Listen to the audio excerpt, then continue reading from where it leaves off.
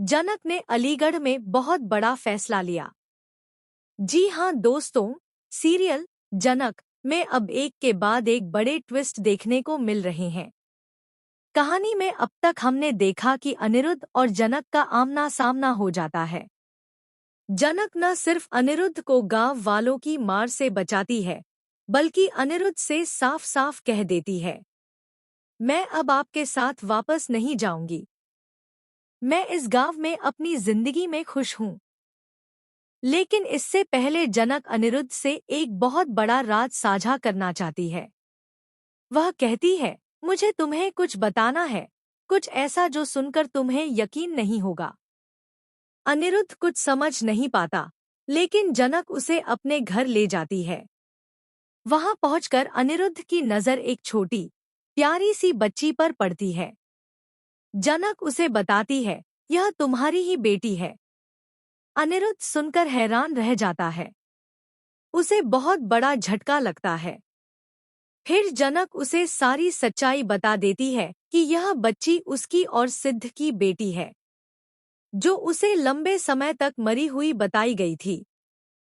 लेकिन असल में बच्ची जिंदा थी और जनक ने उसे एक घटिया औरत से वापस ले लिया था।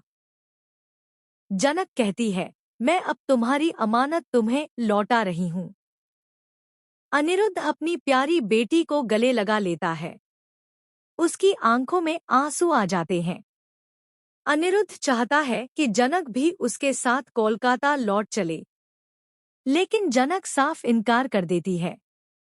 वह कहती है, मैं कोलकाता में रहूंगी, लेकिन कभी भी बासु परिवार के सामने नहीं आऊंगी।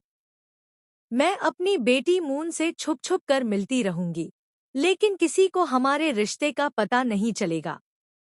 अनिरुद्ध भी वादा करता है, ठीक है, मैं किसी को तुम्हारे बारे में कुछ नहीं बताऊंगा, लेकिन मैं चाहता हूं कि मून की परवरिश तुम्हारे हाथों से हो, क्योंकि मैं जानता हूं अर्शी कभी उसे समय नहीं देगी।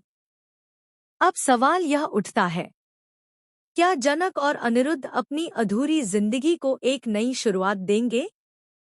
क्या जनक अपनी मां की जिम्मेदारियों को निभाते हुए फिर से अनिरुद्ध के करीब आ पाएगी? क्या अर्शी को इस सच्चाई का पता चलेगा?